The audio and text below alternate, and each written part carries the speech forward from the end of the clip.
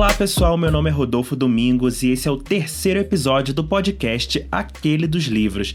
E antes de eu falar do tema de hoje, convido você a se inscrever no canal se você está ouvindo no YouTube ou seguir o podcast para quem está pelo Spotify. E hoje eu trouxe um tema mais descontraído, mas não menos polêmico: livros ruins de autores bons. Portanto, é importantíssimo lembrar que tudo aqui é analisado de uma forma bem subjetiva. E se você gosta de algum desses livros, vou adorar saber quais são seus argumentos a favor. Mas com argumentos, né, gente? Sem ofensa, sem ficar ofendendo a pessoa que tem uma opinião diferente da sua, porque isso aqui a gente tá falando de uma forma bem descontraída, a gente lê esses livros por diversão, e como são todos ficção, né, acho legal a gente manter esse espírito, essa coisa informal da ficção.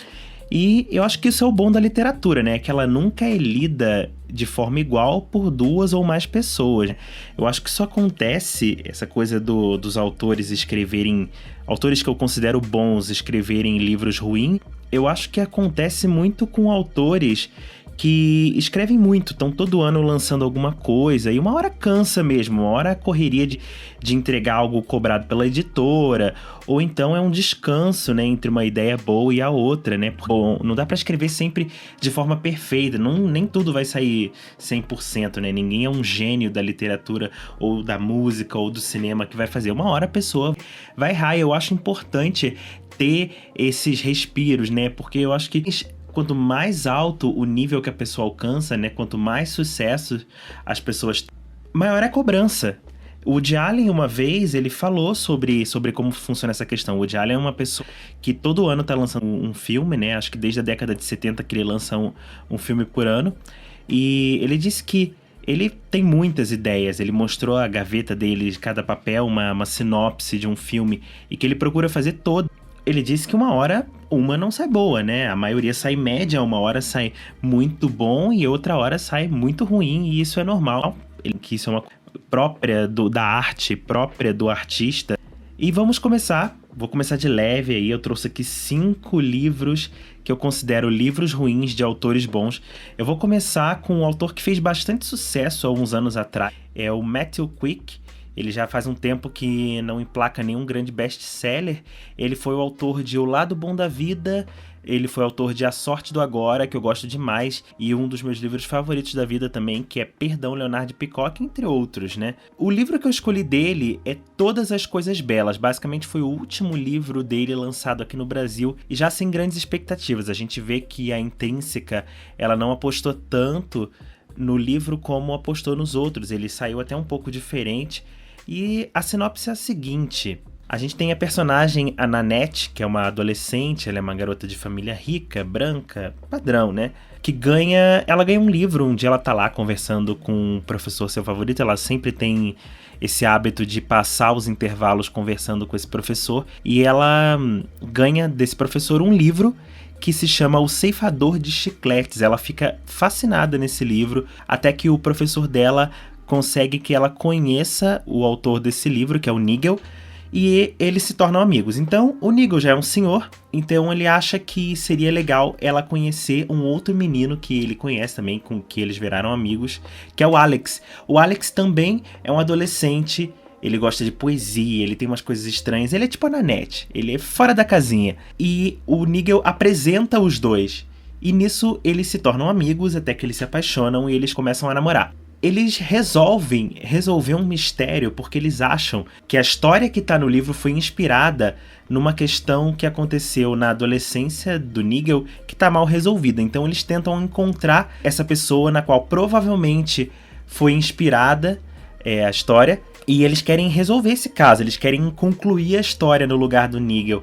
Beleza, essa é a sinopse, digamos, oficial, só que isso acaba no meio do livro. Eles resolvem o caso já ali no meio do livro, e é por isso que eu considero ele ruim, porque a partir daí o livro desanda. Eles desvendam o mistério e a aventura simplesmente acaba. A gente tem ali um plot twist envolvendo o Alex, né, logo em seguida, depois que isso acontece, que vai amargando a história. A vida da Nanette, depois disso, ela vira aquela coisa mediana, entediante de problemas adolescentes, né? Ela acaba seguindo uma dica bizarra da psicóloga dela, que ela começa a falar de si na terceira pessoa. Então a segunda metade do livro inteiro, essa coisa é cansativa dela falando na terceira pessoa.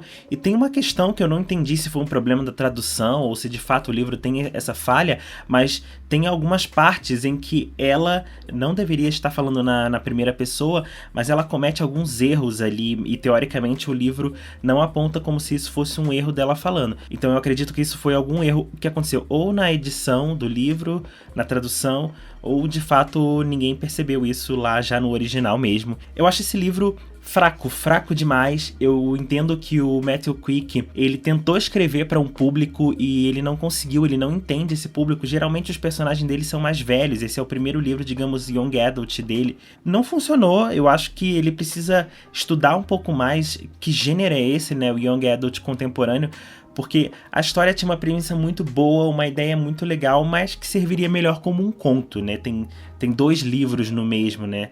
Na verdade, tem um livro, tem uma história, e o restante parece que é sobra. Não funcionou, não gosto do final, não gosto como a história se desenrola. Amargo o livro. Fraco demais.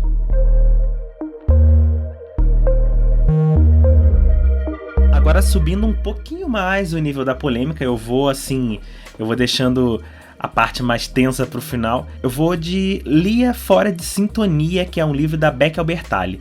A Becky Albertalli, ela é autora do Com Amor, Simon, que ficou muito famoso. Esse livro estourou, ele saiu em várias listas de melhores da década. O livro vendeu muito bem aqui no Brasil, muito por causa do filme também. Eu gosto demais. Depois do Com Amor, Simon, ela fez Os 27 Crushes de Molly, que é maravilhoso.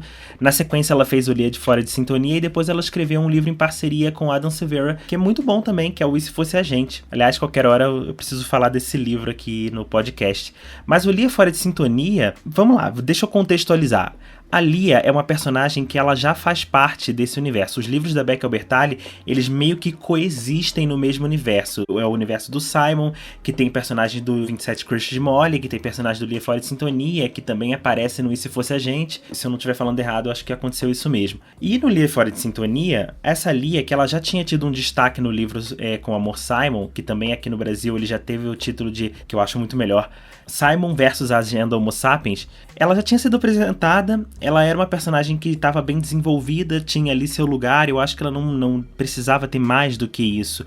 E aí a Becky Albertalli foi e fez um livro sobre a Lia, que basicamente a sinopse é a Lia, que ela tá no último ano da escola, e ela esconde de todo mundo que é gay, e por acaso ela vai conhecer uma garota lindíssima, maravilhosa, por quem ela vai se apaixonar. Basicamente é ela tentando lidar com esses dilemas. Só que assim, por que esse livro é ruim?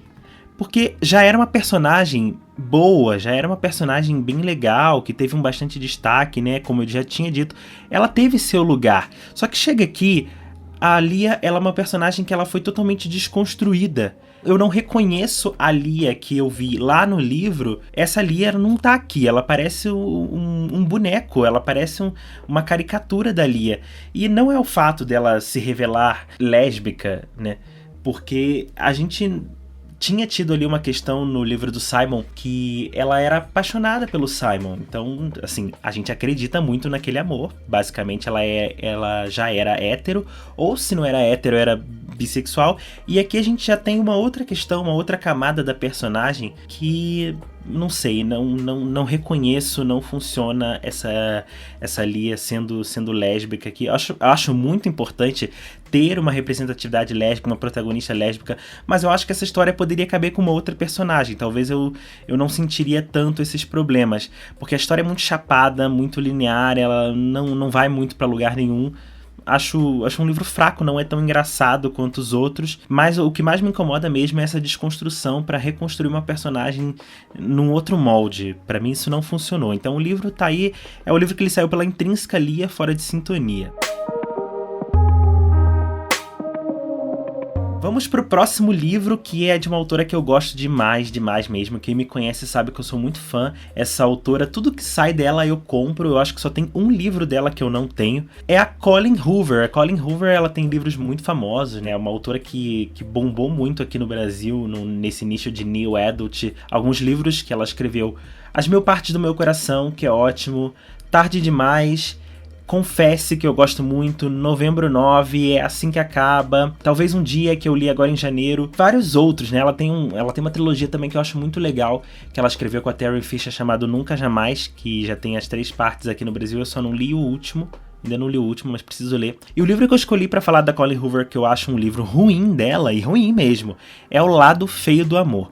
O livro, ele é sobre a Tate, é uma garota ali no começo dos 20 e poucos anos, ela se muda pro apartamento do irmão pra fazer mestrado, e quando ela chega lá, o vizinho do irmão dela, o Miles, ele tá caído bêbado na porta do apartamento.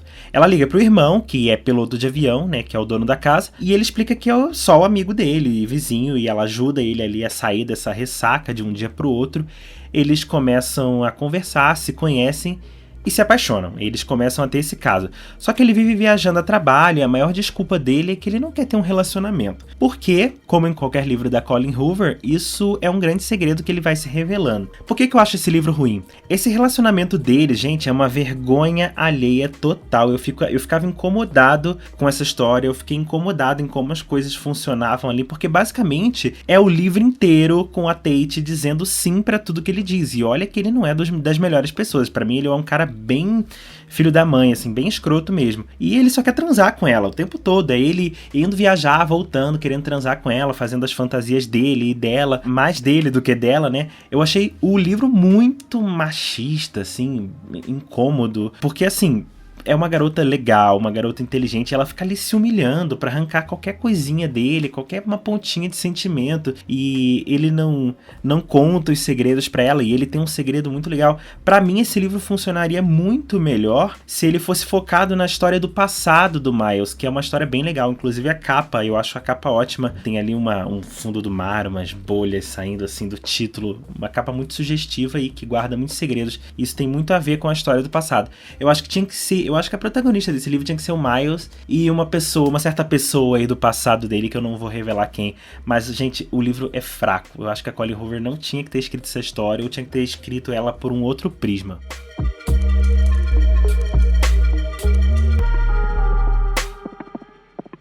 E agora, o livro que eu vou falar agora, eu sei que aqui eu já começo a arrumar meio que uma briga aí com o fandom forte. Eu tô falando da Rainbow Rowell. A Rainbow Rowell, ela tem alguns dos meus livros favoritos da vida, como o Eleanor Park e o Anexus. O Anexus, se eu não me engano, acho que em 2017, ele foi o meu livro favorito que eu li naquele ano. Ela tem também um livro chamado Ligações, que eu acho médio o livro, mas ainda acho bom.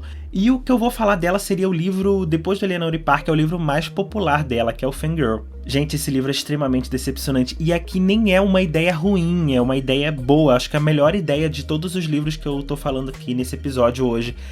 É um livro sobre a Cat. A Cat, ela passou a adolescência toda escrevendo fanfic. Ela escrevia muito fanfic de um personagem chamado Simon Snow, que é tipo um Harry Potter, assim, nessa história, né? Ele é uma história muito grande, que tem filmes e tem vários livros. E ela tem um talento muito grande para escrever, né? Isso de fato acontece. Tem muita gente que começa escrevendo ali no Wattpad, escrevendo fanfic e acaba ganhando ali uma carreira como escritor, né? Uma carreira mais séria, assim.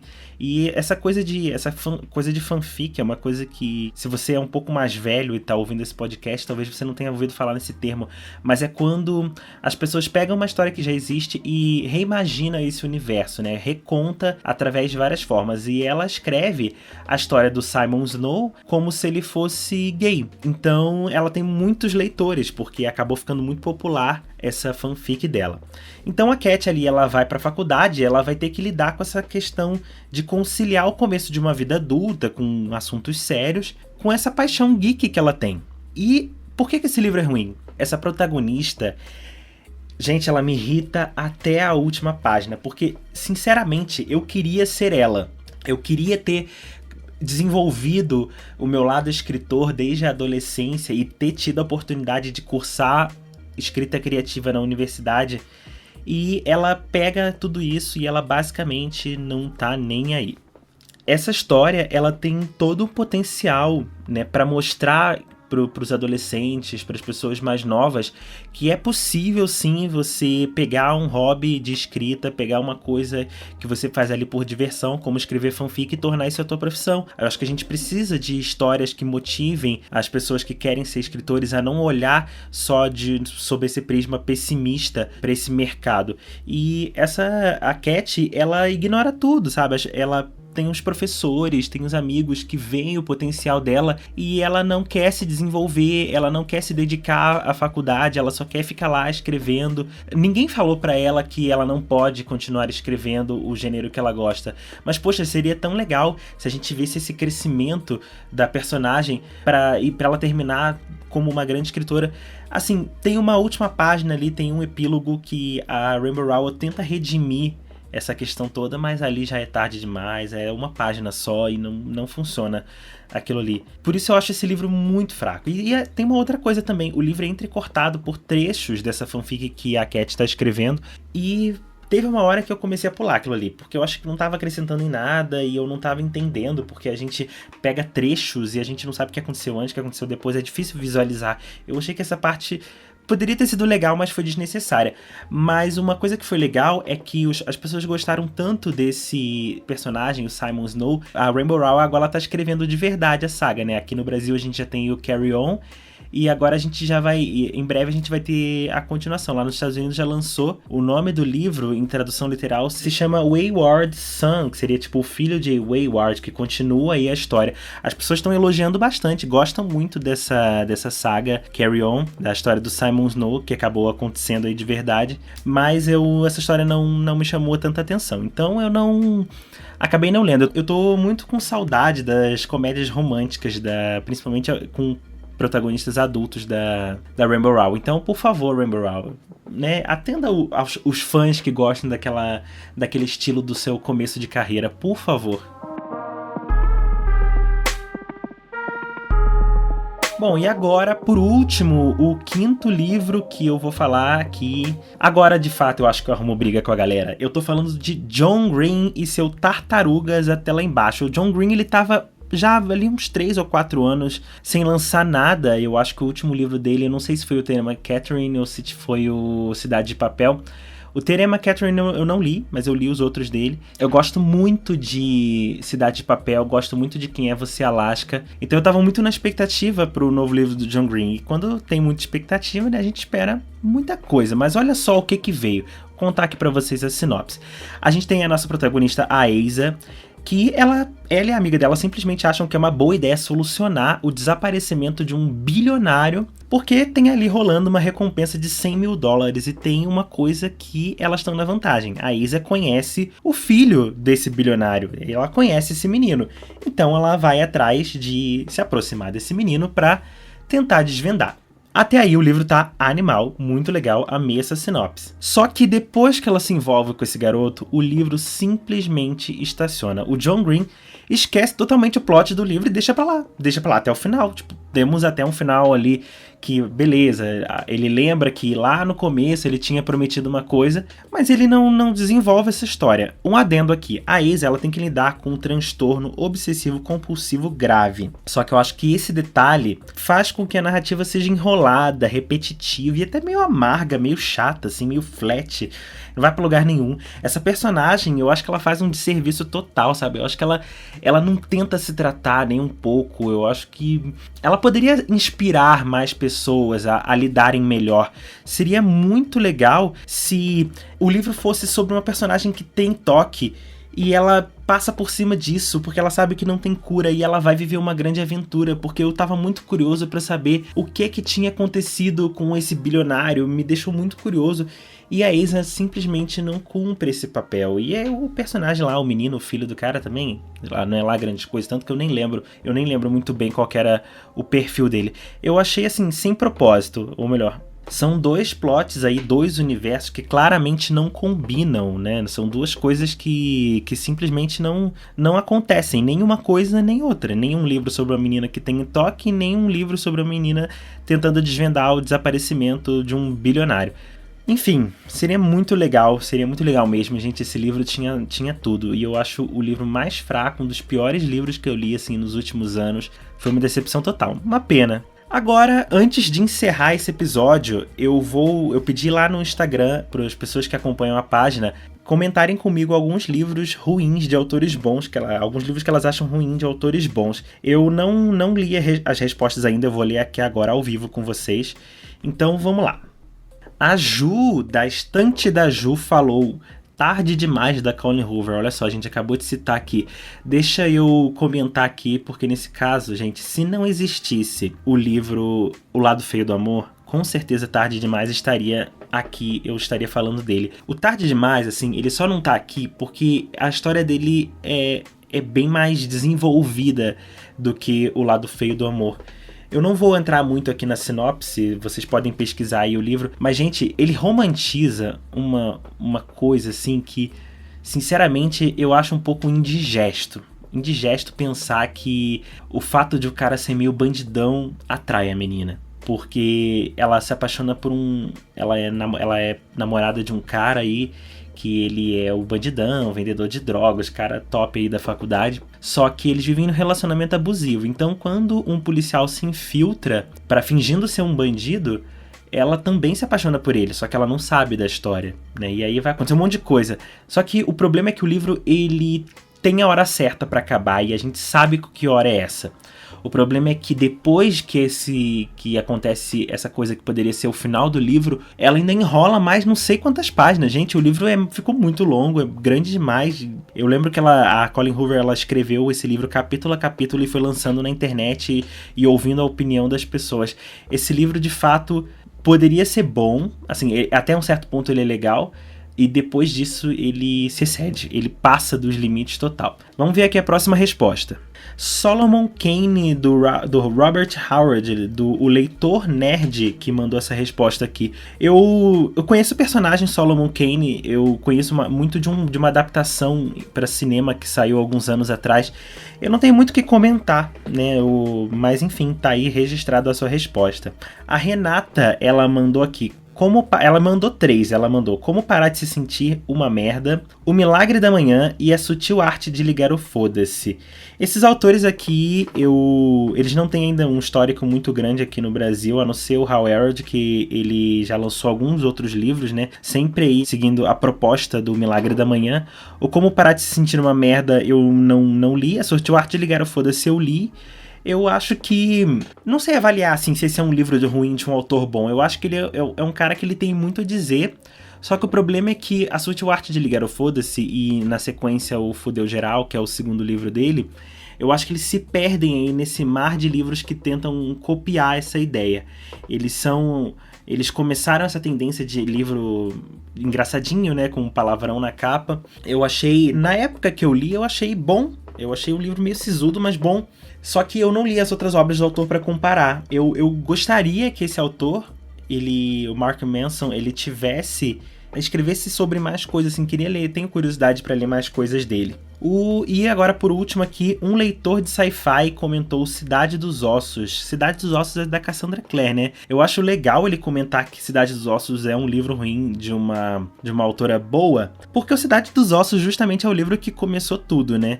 Depois do Cidade dos Ossos, ela não parou mais e até hoje ela escreve sobre esse universo.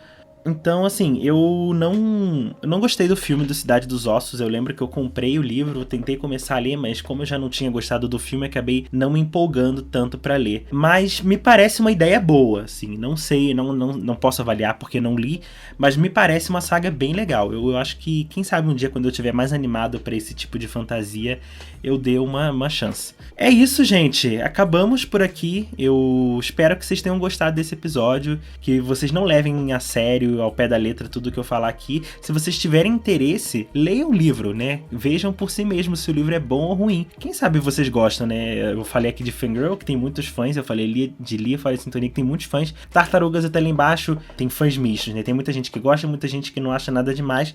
Então, assim, vejam por vocês mesmos. Leiam o livro.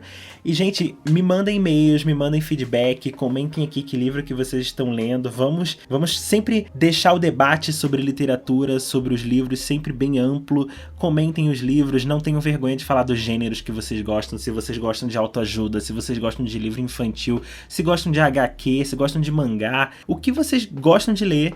Gente, imaginem sempre esse espaço do Aquele dos Livros aberto para vocês virem e comentarem qualquer coisa. Eu espero vocês na semana que vem pro próximo episódio, que tá muito legal, gente. Eu tô preparando um próximo episódio, tá muito maneiro mesmo. Vocês não têm noção de como eu tô animado pra falar dele. E se vocês quiserem me mandar e-mail, é aqueledoslivros@gmail.com. Até semana que vem. Tchau!